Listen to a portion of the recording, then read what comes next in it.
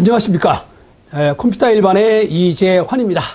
자, 이번 시간은 가장 최근에 했던 이제 2016년, 요 직전에 이제 2014년 것도 여러분들이 아마 보셨을 거라고 생각이 되는데요. 아마도 14년에 비해서 2016년의 문제는 좀 쉬워진 것 같아요. 패턴은 그대로인데요. 조금 난이도 면에서 조금 쉬워진 듯한 느낌이 듭니다. 그러면 이제 다음 2018년은 좀 어려워지겠죠.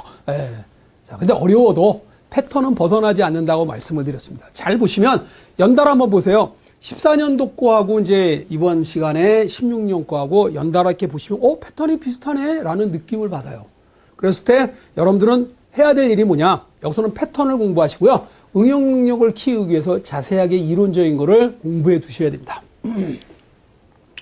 자, 의외로 좀 쉬웠어요. 1번 문제는 이진수 11110000과 10101010에 대한 익스클루시브 오화 논리 연산을 수행한 결과를 16진수로 바르게 표현한 것은, 이런 문제가 나면 정말 일단 먼저 보기부터 보세요.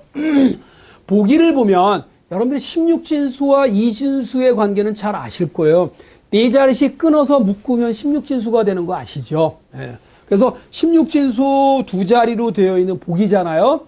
자, 보기를 보시면 첫 번째 숫자들이 다 틀려요. 1번은 5고 2번은 6이고 3번 A고 4번은 B예요. 이것만 잘 고쳐도 답이 나온다 그런 얘기예요. 뒤에 거 고칠 필요가 없죠. 저 뒤에 것도 마찬가지예요. 뒤에 거는 A, B, 5, 6이에요.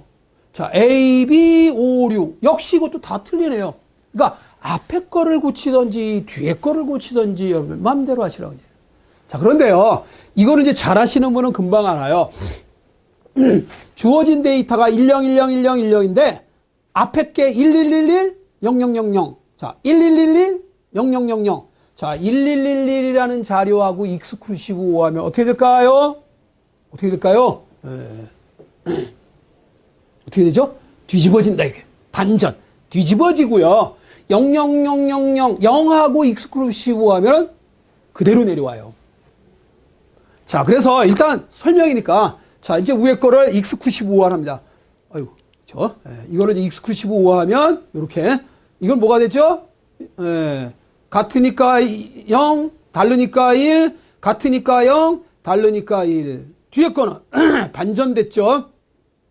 얘는 다르니까 1, 같으니까 0, 다르니까 1, 같으니까 0. 그대로 내려왔잖아요. 그러니까 요건 뒤집어진 거고요. 얘는 그대로 내려왔어요. 그렇죠? 그래서 이제 두 개를 따로 읽으니까 OA가 된 겁니다. 그러니까 앞에 것만 하든지 뒤에 것만 하든지 앞에가 O이거나 뒤에 거 A인 게 정답이다라는 얘기죠. 그렇죠? 익스클루시브 오화는 같으면 0, 다르면 1이라는 기능을 가진 회로다라는 거 참고하시라는 얘기죠.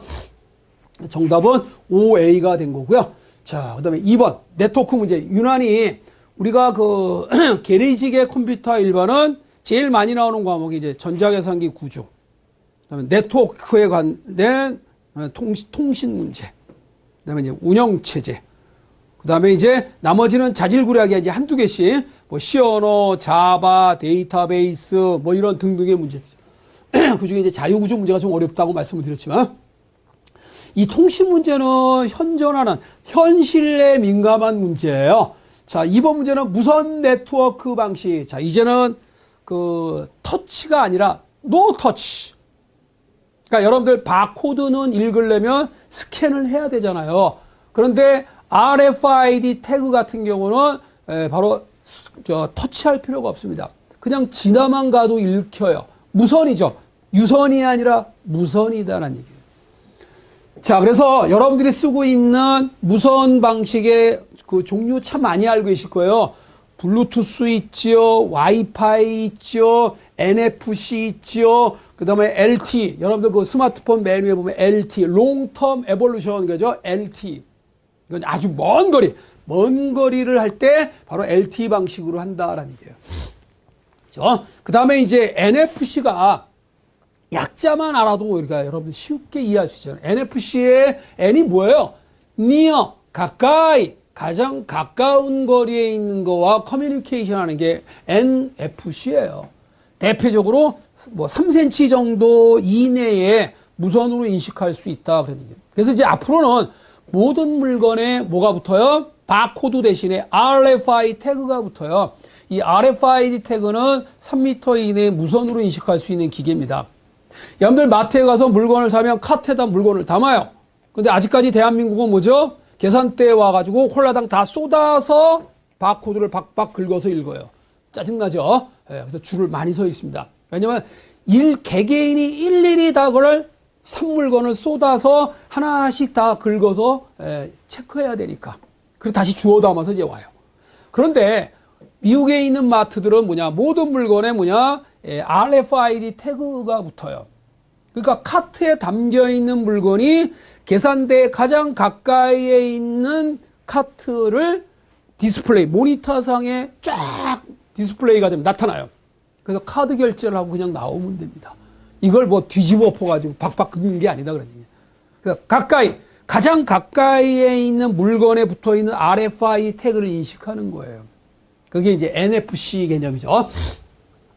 자, 그 다음에 이제, 그 블루투스가 뭐냐? 파란색의 이빨이다. 근데 휴대폰 등의 각종 무선 통신기기와 컴퓨터, 프린터 따위의 사용 전자제품 간의 데이터를 근거리 무선으로 주고받을 수 있는 무선 통신 기술이다. 여러분들 요즘에 인기 많은 거 있죠. 노래방 마이크. 뭐 한 2, 3만 원이면 살 거예요. 노래방 마이크처럼 그 마이크만 있으면 됩니다. 야, 근데 어떻게, 내가 마이크에다 내가 노래하는데 음악도 나와요. 그러니까 음악이 들리면서, 이제 노래를 부를 수 있습니다. 바로 블루투스예요, 이게. 그러니까 휴대폰에다 음악을 틀어요. 그 휴대폰에서 나오는 음악이 이 마이크를 타고 연결이 된 겁니다. 노래 부르는 거예요. 좋죠. 네. 자, 요즘 아주 인기 짱인데, 이런 거. 그러니까 그게 블루투스예요. 근데 NFC는 조금 전에 얘기들은 Near Field Communication, 근거리. 자, 역시 비접촉식이에요. 이렇게. 터치하지 않는다 이거죠. 아주 가까운 거리. 그래서 근거리 무선 통신이에요. 여기서 RFID 태그를 붙입니다. 뭐 10cm 이내의 단말기 간에 그냥 커뮤니케이션이 일어난다라는 얘기죠. 자, 블루투스, RFID 태그, 와이파이. 여러분들 이제 커피숍에 가면은, 여기 와이파이 되죠? 라고 물어보잖아요. 그죠? 기기와 인터넷 또는 네트워크 간의 무선, 요거는 뭐가 있어야 돼요? 액세스 포인트가 있어야 돼요. 이 도깨비 뿔 달린 것처럼 이렇겠죠? 커뮤니케이션을 하려면 액세스 포인트가 있어야 돼요. 얘네는 필요 없어요. 가까이에 있기 때문에 필요 없고요. 얘는 액세스 포인트가 있어야 된다 이거죠. 이게 무선 접속 네트워크, 이걸 AP, 액세스 포인트다 이렇게 얘기를 해요. 자, 하나만 더 얘기를 한다면, 여러분들 요즘에 도시가스 검침원들이 집집마다 일일이 쳐다보고, 계량기를 쳐다보고, 이 집 얼마 썼구나. 이거 언제 인건비를 들여가면서 비싼 인건비를 줘가면서 합니까? 그럴 필요 없어요. 이 수도 검침 계량기에 뭔가 태그가 붙으면 그 단말기, 그 검침원들이 가지고 다니는 단말기를 딱 서 있으면 100m, 70m 내지 100m 전후방에 있는 내용이 다 들어옵니다, 정보가. 그럼 일일이 집집마다 눈으로 식별을 해서 검침하는 것보다 딱 서 있으면 내 주변에 100m 반경 안에 들어있는 모든 집의 계량기에 있는 검침 자료가 내 단말기로 다 들어와요. 어마어마하게 인건비를 줄일 수 있죠. 빨리 모든 집을 다 검침할 수 있어요. 그 기술이 지급이라는 기술이에요. 지급이 기술.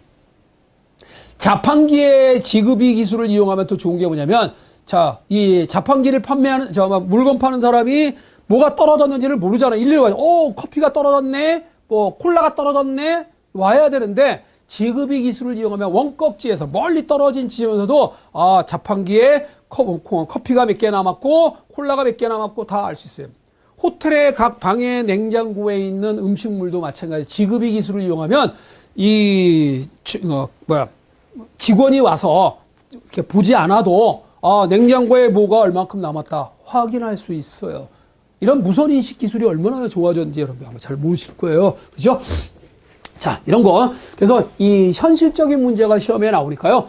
여러분들이 기억을 하시면 쉽게 해결할 수 있지 않을까 이렇게 생각이 되네요. 자, 그런데 이게 지금 뭐냐면 이 NFC는 가까이에 있는 거니까 액세스 포인트가 옳은 곳 찾아라 그랬죠? 두 장치가 통신이 가능하다 그러니. 자, 근데 1번하고 2번하고 4번이 왜 틀렸냐? 자, 동일한 유형. 블루투스는 동일한 유형이 아니에요. 그냥 가까이에 있는 어떤 기기든지 가능하고요. 그 다음에 NFC는 가장 가까이에 있는 거기 때문에 속도가 느려도 되죠. 예. 멀리 떨어져 있을수록 빠를수록 좋아요. 당연히 그 거리가 긴 거는 속도가 빨라요. 예. 그걸 목적으로 만든 거니까. 근데 가까이에 있는 거는 굳이 빨리 할 필요는 없다. 그런 얘기예요. 그래서 틀렸어요. 그죠? 옳은 거 찾으라니까. 4번도 마찬가지. 순서가 틀렸네요. NFC가 맨 앞에 와야 되죠? 예, NFC, 블루투스, 와이파이, LTE 순서가 바뀌었어요. 자, 맞는 거는 3번밖에 없다. 액세스 포인트가 필요 없어요. 그죠? 자, 3번은 운영체제 문제인데 조금 어려웠던 문제 중에 하나입니다. 자, 이 라운드 로빈, RR이라는 게 뭐냐. 우리는 보통 이제 제일 운영할 때 편하게 운영하는 게 선착순이라는 말 많이 쓰죠. 자, 선착순은 결코 좋은 방법은 아니에요. 운영이 쉬워서 쓰는 거지 좋아서 쓰는 건 아닙니다. 선착순은. 자, 선착순을 FIFO라고 그래요. 요거를 골고루 일하게, 선착순을 골고루 일을 해줄 수 있는 방법이 라운드 로빈이에요. 그래서 쪼개서 시간을 작은 단위로 쪼개서 골고루 선착순으로 일을 해주는 거예요. 돌아가면서 봐주는 거죠. 빙빙 돌아가면서 봐주는 걸 라운드 로빈이라고 해요. 자, 여기서 스케줄링이 평균 응답 시간. 자, 평균이라는 것은 지금 프로세스가 몇 개? 3개죠. 3으로 나누어야 돼요. 평균은 그 개수로 나누어져야 평균이 나와요. 또 하나 중요한 건 응답 시간이 뭐냐? 도착을 해서 기다린 시간과 그 프로세스가 일을 한 실행 시간을 합친 게 응답 시간이에요. 대기 시간, 기다린 시간과 실제로 일을 한 시간을 합친 게 응답 시간이에요. 그래서 여기서 중요한 게 실행 시간은 중요하지 않아요. 어떤 방식으로 순서대로 해도 실행 시간에 대한 건 변함이 없습니다. 순서를 바꿔도. 근데 어떤 순서로 했느냐에 따라서 대기 시간이 짧아지고 길어져요. 누구 때문에 내가 많이 기다렸다. 이런 현상이 와요. 야, 내가 할 걸 네가 먼저 하니까 전체적으로 누군가가 조금만 희생을 하면 전체가 이득을 보게 됩니다. 다 이득을 볼 수는 없어요. 누군가의 작은 희생에 의해서 전체적으로 이득을 보는 경우가 굉장히, 그건 좋은 운영 체제예요. 우리가 살아가는 사회도 마찬가지겠지만 그렇게 운영을 해야 돼요. 왜 나만 손해봐야 돼? 이러지 마시고요. 아, 내가 손해를 조금 보면 배려하는 마음이죠. 남들이 굉장한 이득을 가져갈 수 있다. 좋은 거예요. 자, 똑같아, 이것도 운영체제도. 자, 그런데 이제 도착 시간이 다 틀려. 그래서 실행 시간은 똑같아요. 얼마예요? 실행 시간은 9이죠. 실행 시간은 어떻게 하던 간에, 구라는 시간만큼 실행을 한 거고요. 이제 대기 시간. 이렇게 운영을 함으로 인해서 기다린 시간에 대한 거를 계산하라 그런 얘기예요. 볼까요? 자, 대기 시간이 중요해요. 실행 시간, 대기 시간. P1 뭐예요? 2. 안 기다렸어요. P1은 오자마자 했기 때문에 그래요. 그 다음에 P2가 2인데 왜? 자, 원래 자, 이제 다 보여드리고 할게요. 그래서 17이 나오고 합쳐서 평균이 5.66. 두째 자리에서 반올림을 하고 5.7이 답인데 여러분이 예의주시할 건 뭐냐면 실행 시간은 변동이 없어요. 원래 3, 4, 2잖아요. 이걸 쪼개요. 자, 3은 어떻게 쪼개죠? 2하고 1로 쪼개줘야 돼요. 왜냐하면 한 번에 3만큼의 시간을 주지 않습니다. 최대 2밖에 안 줘요. 그러니까 얘는 뭐예요? 2 준 다음에 남은 하나가 나중에 처리하는 거예요. 2와 1로 쪼개지는 거고요. 4는 2와 2로 쪼개지는 거예요. 두 번에 걸쳐서 일하는 거예요. 그냥 2니까 그냥 한 번에 끝나요. 그래서 2, 1, 2 이렇게 끝난 거예요. P1을 보면 3이 됐고요. P2는 4가 됐고요. P3는 2가 됐잖아요. 실행 시간은 단지 전체적으로는 똑같은데 쪼갠 것밖에 없어요. 그러니까 골고루 하기 위해서. 자, 문제는 뭐냐면 P1이 도착하자마자 자기 일을 했으니까 실행 시간만큼 2만큼 해요. 왜? 배당이 2니까요.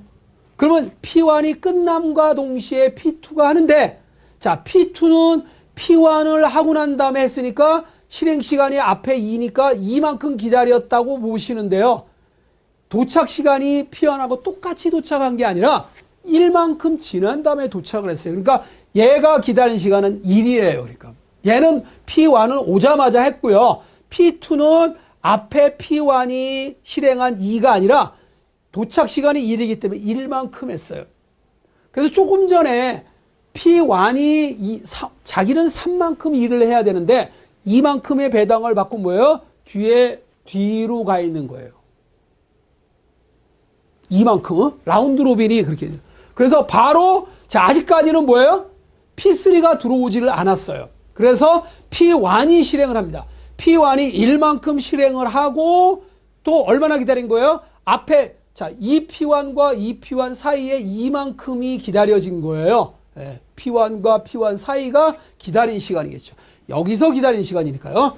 그래서 P3가 바로 이제 이어서 들어와 있는 상태로 P3가 자기 차례가 돌아와서 이만큼 배당을 했는데 P3는 도착 시간이 3이에요. 자, 요것만 놓고 보면 P3가 수행한 거는 5만큼이죠.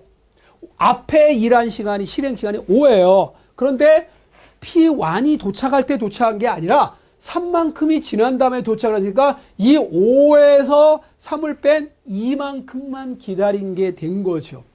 그리고 남아있는 P2가 이만큼 일을 하고 자 대기 시간 앞에 P2와 P2 사이에 기다린 시간이라는 거죠. 요거 뭐 3이죠? 3만큼 기다린 거예요. 자, 요거 표를 잘 여러분들 이해하시면 그렇게 어렵지 않아. 이 표만 잘 만들면 돼요. 보통 모든 문제를 풀 때 표를 잘 만드는 사람이 이 내용을 잘 이해하시면 쉽게 만들 수 있고 해결이 된다라는 얘기죠. 자, 어쨌든 실행 시간은 9가 되고요. 대기 시간은 라운드 로빈으로 운영을 했기 때문에 이런 대기 시간이 된 거예요. 그래서 8 합쳐서 17, 그래서 3으로 나누니까 5.7이 나온 거다라고 생각을 하시라는 얘기죠. 그래서 정답은 1에 5.7이었는데 아주 좋은 문제입니다. 조금 어려웠을 수 있어요. 그 도착 시간이 동시에 도착한 게 아니기 때문에 조금 계산이 복잡할 수 있다는 거 상상을 하셔야 돼요.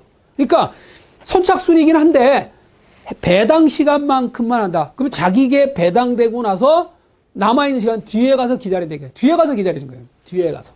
그러니까 뒤에 가서 기다릴 때 P3는 아직 와 있는 상태가 아니에요. 그래서 P2가 끝난 다음에 P3가 아니라 P1이 진행을 한 거다라는 거를 잘 참고하셔야 됩니다. 자, 역시 시언어 문제네요. 자, 이거는 사실 시언어 문법적으로 따지면은 문법만 이해해도 풀 수 있고요. 그 문법을 그대로 해석만 하시면 돼요. 근데 알고리즘을 알면 더 해석이 빨라져요. 자, 일단 전체적으로 자, 자료를 보시면요.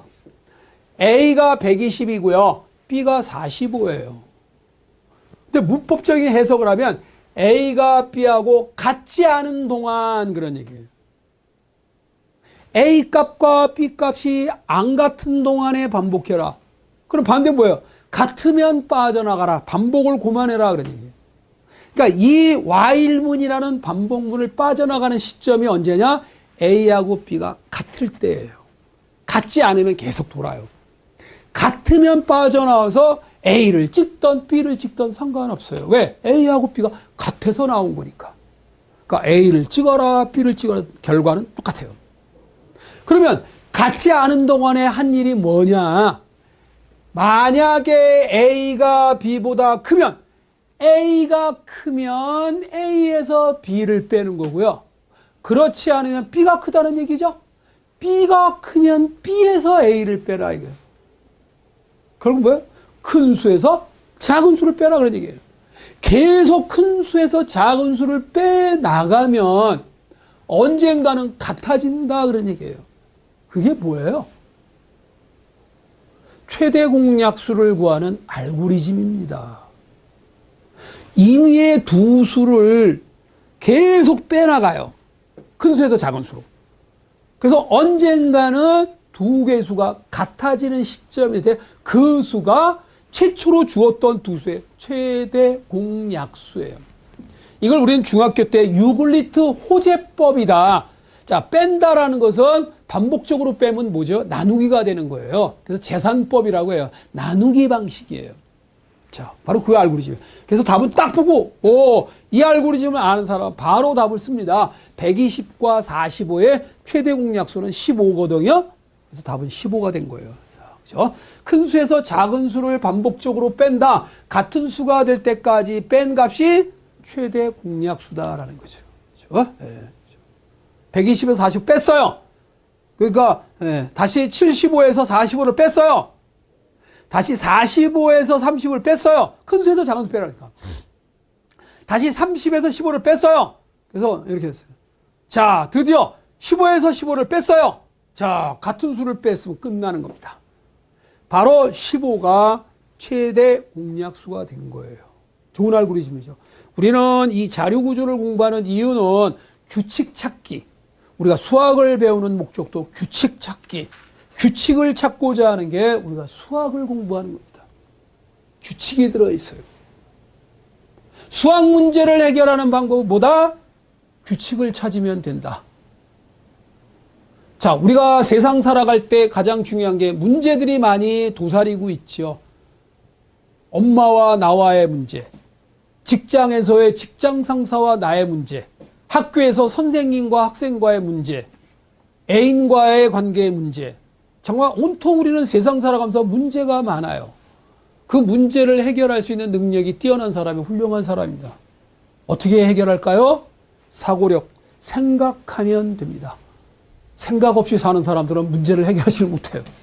아무 생각 없이 사는 사람들은 멍청하다 얘기하잖아요. 좀비라고 얘기하죠. 생각하면 답이 나옵니다. 네, 사람들은 생각하지 않고 문제를 해결하려고 하니까 엉터리 결과예요. 자, 여러분들 가장 큰 문제가 뭘까요? 돈 버는 거죠. 그 돈 어떻게 벌어야 돼요? 네, 공부 많이 해서 좋은 직장 갖고.